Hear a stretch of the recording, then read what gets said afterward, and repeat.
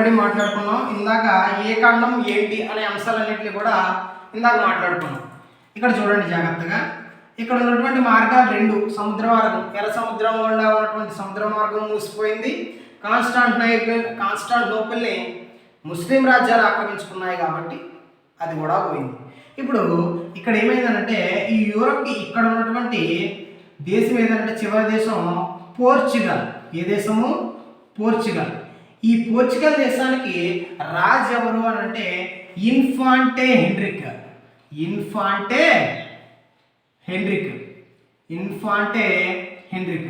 ఈ ఇన్ఫాంటే హెన్రిక్ అనే ఆయనకి ఈ యొక్క ప్రపంచం మీద చాలా ఆసక్తి ఉందన్నమాట. కాబట్టి ఈయన ఏం చేశారంటే ఒక నౌకాయాన పాఠశాలను ఏర్పాటు చేయడం జరిగింది. ఒక నౌకాయాన పాఠశాలను ఏర్పాటు చేసి నావికులందరికీ కూడా, నావికులు కావాలి అనుకునే వాళ్ళందరికీ కూడా తర్ఫీదు ఇవ్వడము అనేది జరిగింది. సో నౌకాయాన పాఠశాల ఏర్పాటు చేసింది ఎవరు అని అంటే పోర్చుగల్ దేశానికి రాజైనటువంటి ఇన్ఫాంటే హెన్రిక్. సో ఈయన చాలామంది నావికుల్ని తయారు చేశాడు.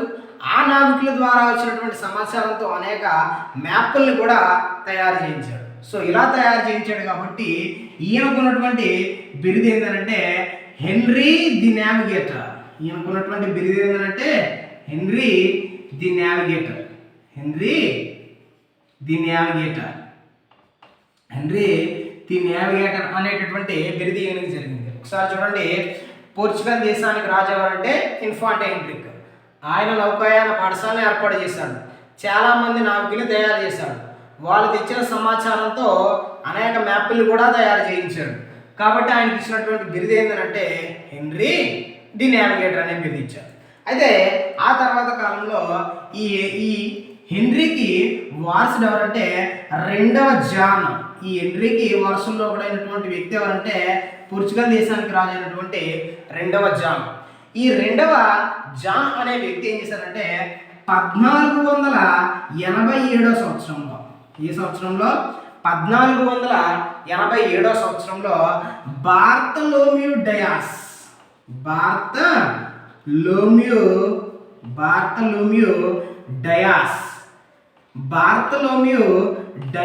అనేటటువంటి ఒక నావికుడిని పిలిచి, ఒరే డయాసు నువ్వు వెళ్ళి ఇండియాకి సముద్ర మార్గాన్ని కనుక్కో అని చెప్పి పంపించాడు.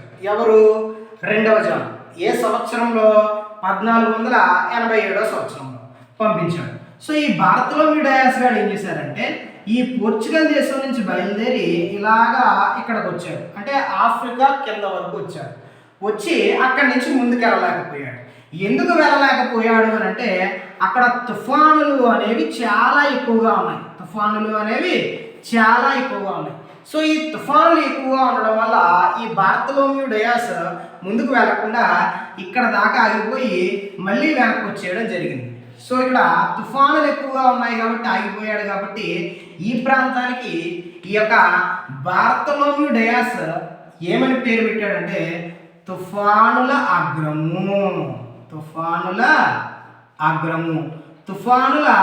అగ్రము అని చెప్పి పేరు పెట్టడం జరిగింది. దేనికి? కింద ఉన్నటువంటి ఆఫ్రికా అగ్ర ప్రాంతానికి.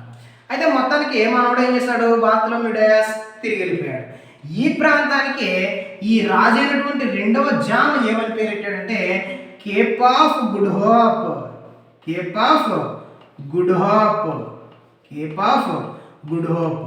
ఈ యొక్క ఆఫ్రికా అర్గానికి అంటే బార్తలోమ్యూ డయాస్ ఎక్కడి వరకు వచ్చి ఆగిపోయాడో ఆ ప్రాంతానికి బార్తలోమ్యూ డయాస్ ఏమని పేరు పెట్టాడంటే అక్కడ తుఫానులు ఎక్కువగా ఉన్నాయి కాబట్టి తుఫానుల అగ్రము అని పేరు పెట్టాడు. కానీ ఈ ప్రాంతానికి రెండవ జాన్ ఏమని పేరు పెట్టాడంటే కేప్ ఆఫ్ గుడ్ హోప్ అని చెప్పి పేరు పెట్టాడు. అయితే ఆ తర్వాత కాలంలో మనకి స్పెయిన్ దేశానికి చెందినటువంటి రాజెవరు అంటే ఫెర్డినాండ్. స్పెయిన్ దేశానికి చెందినటువంటి రాజెవరు అంటే ఫెర్డినాండ్. అలాగే రాణెవరు అంటే ఇసబెల్లా. స్పెయిన్ దేశానికి చెందినటువంటి రాజు ఎవరంటే ఫెర్డినాండ్, రాణెవరు అంటే ఇసబెల్లా. వీళ్ళిద్దరి ప్రోత్సాహంతో ఇటలీ దేశానికి చెందినటువంటి కొలంబస్ కొలంబస్ గారిని వీళ్ళిద్దరూ పిలిచి అన్నారంటే, కొలంబస్ నువ్వు భారతదేశానికి సముద్ర మార్గం కనుక్కునరా అని చెప్పి పంపించారు. ఈ కొలంబస్ ఏం చేశాడు, భూమి గుండ్రంగా ఉంది కదా, నేను పశ్చిమానికి ప్రయాణిస్తే తిరిగి ఇండియాకి అటువైపుకి వెళ్తాను కదా అని చెప్పి మనోడు ఏం చేశారంటే, ఈ కొలంబస్ ఇక్కడి నుంచి బయలుదేరి ఇలా బయలుదేరడం జరిగింది. ఏ దిక్కుకి, పడమర దిక్కుకి బయలుదేరడము అనేది జరిగింది. సరే, మనోడు స్టార్ట్ అయ్యి ఎక్కడికి వెళ్ళాడంటే కరేబియన్ దీవులకు వెళ్ళడం జరిగి కొలంబస్ మొదట ఏమని భావించాడంటే అదే ఇండియాగా భావించాడు.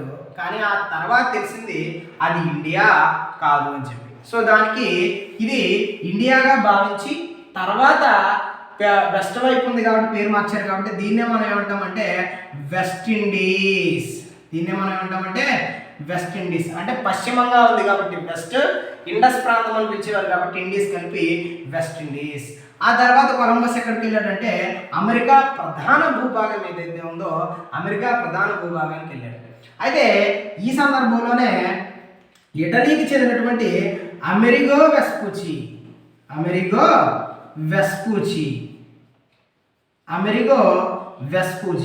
ఈ అమెరిగో వెస్పూచి ఎవరు అని అంటే ఈ స్పెయిన్ దేశంలో ఉండేటటువంటి ఒక బ్యాంకర్. ఆయన అయితే ఇటలీ దేశస్తుడు, స్పెయిన్ దేశంలో ఉండేటటువంటి ఒక బ్యాంకర్. ఎవరు? అమెరిగో వెస్పూచి. ఈ అమెరిగో వెస్పూచి ఏమన్నాడంటే, కొలంబస్ నువ్వు కనుగొన్న ప్రాంతం ఏదైతే ఉందో ఆ ప్రాంతంలో సంస్కృతి అనేది అసలు లేనే లేదు. అక్కడ డెవలప్మెంట్ అనేది కానీ, సంస్కృతి కానీ, నాగరికత కానీ అసలు ఏమీ లేదు అక్కడ. కానీ భారతదేశము చాలా అభివృద్ధి చెందిన ప్రాంతము, సంస్కృతి నాగరికతలు వెల్లివిరిసినటువంటి ప్రాంతము. సో ఖచ్చితంగా నువ్వు కనుగొన్నది ఏదైతే ఉందో అది ఇండియా కాదు అని చెప్పిన వ్యక్తి ఎవరంటే అమెరిగో వెస్పూచి. సో అది ఇండియా కాదు, అది ఏదో ఒక కొత్త ప్రాంతం, ఇప్పటివరకు మనకు తెలియలేనటువంటి ఒక కొత్త ప్రాంతము అని చెప్పి ఎవరు చెప్పారంటే అమెరిగో వెస్పూచి చెప్పాడు. సో అమెరిగో వెస్పూచి చెప్పాడు కాబట్టి ఈయన పేరు మీదగానే ఈ ప్రాంతానికి ఏమని పేరు వచ్చిందంటే అమెరికా అని చెప్పి పేరు వచ్చింది. అలాగే ఇది మనకి ఇప్పుడు మ్యాప్లో పైన ఉత్తర దిక్కును చూపిస్తాం, కిందన దక్షిణ దిక్కుని చూపిస్తాం. ఇది ఉత్తర దిక్కున ఉంది కాబట్టి ఇది ఏమైంది? ఉత్తర అమెరికా అయింది. ఇది దక్షిణ దిక్కున ఉంది కాబట్టి ఇది ఏమైంది? దక్షిణ అమెరికా అయింది. సో ఆ విధంగా ఉత్తర అమెరికా ఖండము, దక్షిణ అమెరికా ఖండము వచ్చాయి. సో ఇది అమెరికాకి సంబంధించి. మొత్తానికి కొలంబస్ గారు ఇండియాకి వచ్చాడా? ఇండియాకి కనుగొనాలనే మార్గం కనుగొనాలని బయలుదేరాడు, కానీ మొత్తానికి ఇండియాకి మాత్రం రాలేదు. సరే, అయిపోయింది, కొలంబస్ సీన్ అయిపోయింది. ఆ తర్వాత సందర్భంలోనే మొత్తానికి భారత్లోని డయాస్ సముద్ర మార్గాన్ని కనుగొనలేదు, తర్వాత వచ్చినటువంటి కొలంబస్ కూడా కనుగొనలేదు. కానీ 1497 సంవత్సరంలో, క్రీస్తు శకం 1497 సంవత్సరంలో పోర్చుగల్కి రాజైనటువంటి రెండవ ఇమ్మాన్యుయేల్ ఈ రెండవ ఇమ్మాన్యుయేల్ ఏం చేశారంటే వాస్కోడి గామాని పిలిచాడు. ఎవరిని? వాస్కోడి గామాని పిలిచి వాస్కోడి గామా భారతలోని డయాస్ ఈ యొక్క ఆఫ్రికా అగ్రం అంటే తుఫానుల అగ్రం దాకా వెళ్ళొచ్చేసాడు, నువ్వు భారతదేశానికి సముద్ర మార్గం కనుక్కో అని చెప్పి 1497 సంవత్సరంలో వాస్కోడి గామాని పంపించాడు. సో ఈ వాస్కోడి గామా శాన్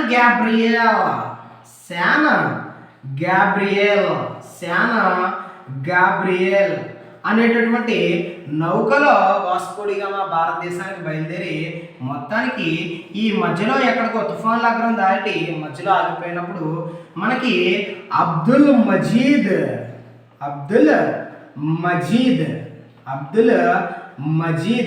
అనేటటువంటి ఒక అరబ్ వర్తకుడు ఇక్కడ కేప్ ఆఫ్ గుడ్ హోప్ని దాటేసి వాస్కోడి గామా అక్కడ తచ్చాడుతున్నప్పుడు అబ్దుల్ మజీద్ అనేటటువంటి అరబ్ వ్యాపారి దగ్గరికి వెళ్ళి మజీదు నీకు కొన్ని డబ్బులు ఇస్తాను, నాకు ఇండియాకి ఎలా వెళ్ళాలో చెప్పు అని అంటే ఈ అబ్దుల్ మజీద్ దారి చెప్పాడు.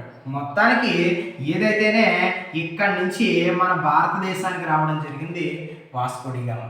మరి ఎప్పుడు వచ్చాడు అని అంటే 1498 మే 17న వాస్కోడిగామా భారతదేశానికి రావడం జరిగింది. మరి వాస్కోడిగామా భారతదేశానికి ఏ తీరానికి వచ్చాడు అని మనం మాట్లాడుకుంటే భారతదేశ పశ్చిమ తీరానికి వచ్చాడు. భారతదేశ పశ్చిమ తీరానికి వచ్చాడు. మరి ఈ యొక్క వాస్కోడిగామా దిగినటువంటి ప్రాంతం ఏది? వాస్కోడిగామా దిగినటువంటి ప్రాంతం ఏది అంటే కాలికట్. కాలికట్ దీన్నే కల్లికోట, దీన్నే కల్లికోట అని చెప్పి పిలుస్తారు. కాలికట్ దీని పేరే కల్లికోట. మరి ఈ కాలికట్ ప్రాంతానికి రాజు ఎవరు అని అంటే రాజా మను విక్రమ శర్మ. రాజా మను విక్రమ శర్మ లేదా సముద్రిక లేదా జామరిన్. ఒకసారి చూడండి, మనకి 1497వ సంవత్సరంలో పోర్చుగల్ దేశానికి రాజు అయినటువంటి రెండవ ఇమాన్యుయేల్ వాస్కోడిగామాను పిలిచి ఇండియాకి సముద్ర మార్గాన్ని కనుగొనమన్నాడు. వాస్కోడిగామా శాన్ గాబ్రియల్ నౌకలో బయలుదేరాడు.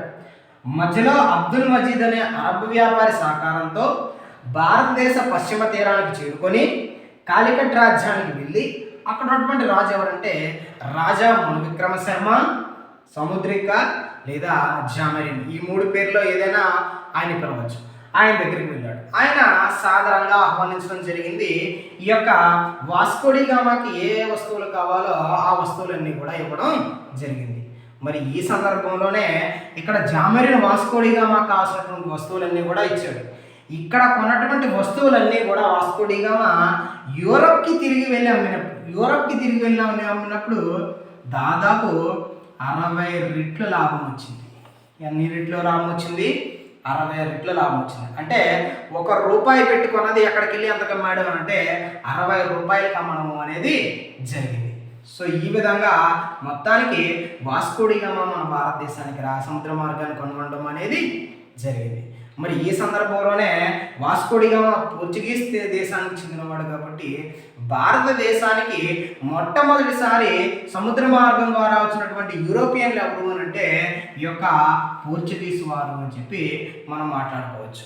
మరి ఈ పోర్చుగీస్ వారి తర్వాతే క్రమంగా మనకి నెదర్లాండ్స్ వాళ్ళు వచ్చారు, అదే డచ్ వాళ్ళు వచ్చారు, తర్వాత బ్రిటిష్ వారు వచ్చారు, తర్వాత డెన్మార్క్ డేన్స్ వారు వచ్చారు, తర్వాత ఫ్రెంచ్ వారు రావడం జరిగింది. సో ఇలా ఒక్కొక్కరు మొత్తం భారతదేశానికి ఎంతమంది యూరోపియన్ దేశాల నుంచి వచ్చారంటే 5 యూరోపియన్ దేశాల నుంచి. పోర్చుగీస్ వారు, డచ్ వారు, బ్రిటిష్ వారు, అలాగే డేన్స్ వారు, ఫ్రెంచ్ వారు అని చెప్పి రావడం జరిగింది. మరి ఈ పోర్చుగీస్ వారు వచ్చారు కదా సార్, అసలు వీళ్ళు ఏం చేశారు? బ్రిటిషర్లు ఒక్కరే పరిపాలించారా, వాళ్ళు ఒక్కరే వ్యాపారం చేశారా? వీళ్ళు ఏం చేయలేదంటే వీళ్ళు కూడా చాలా భారతదేశ చరిత్ర మార్చడంలో కీలకమైనటువంటి పాత్రను పోషించడము అనేది జరిగింది. మరి వాళ్ళు ఏం చేశారు అనే విషయాలన్నీ కూడా పోర్చుగీస్ వారి గురించి తర్వాత వీడియోలో తెలుసుకుందాం. So all of you, thank you students.